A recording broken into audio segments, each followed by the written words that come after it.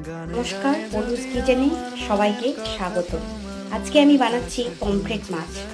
Pomfret মাছগুলোকে মিক্সিতে বেটে নিয়েছি পেঁয়াজ, টমেটো আর কাঁচা লঙ্কা, আদা আর রসুন বাটা।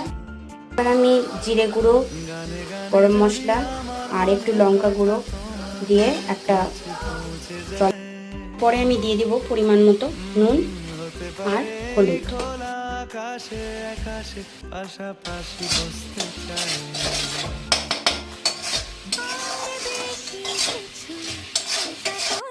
মশলা দিয়ে তেল ছেড়ে দিচ্ছে, সাইড থেকে দেখা যাচ্ছে, তাই এবার আমি জল দিয়ে দেবো। আমি যোগ করে দিয়েছি একটু কাসুরি মেথি, যেটা আমি নামানোর আগে দিয়ে থাকি।